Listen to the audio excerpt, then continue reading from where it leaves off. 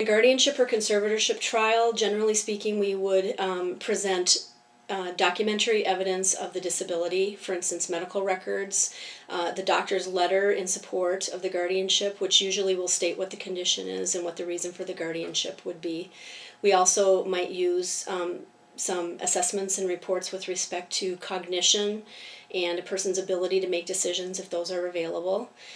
We would also typically call as witnesses the doctor, other people who are familiar with the ward or the proposed ward and who know what their deficits or their abilities are.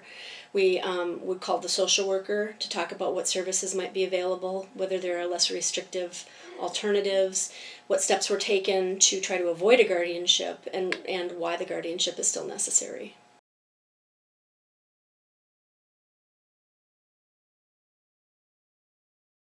Interested persons are entitled to notice, and that's defined as someone who's either a spouse of the proposed ward or an adult child or even a parent of the proposed ward or sisters and brothers. They're all entitled to notice of the proceedings. So unless we don't know about you or where you live, you would receive notice of the proceeding.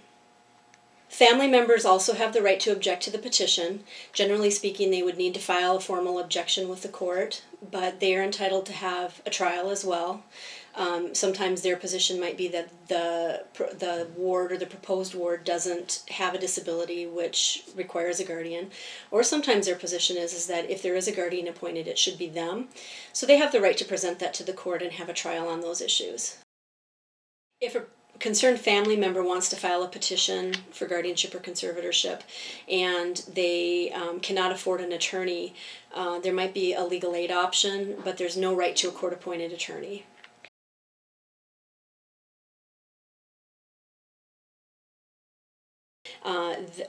The court will appoint someone called a court visitor who is required to serve that petition on the proposed ward or the respondent and talk to them about it and explain it to them. Now, there might be a case where a proposed ward doesn't understand because of their own cognition issues, but they will have notice of it and somebody who will talk it through with them, and they will also have a court-appointed attorney to help them understand what's going on.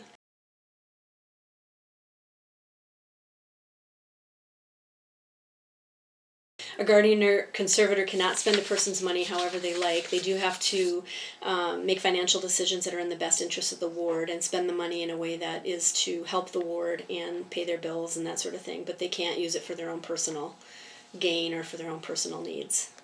It is possible to terminate a guardian or conservatorship. The proposed ward or someone on their behalf would have to file a document or a petition called a restoration to capacity motion or petition.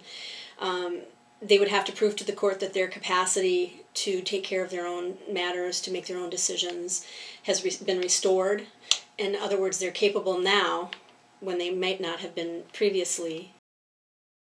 It's possible to change the person who's been appointed as your guardian.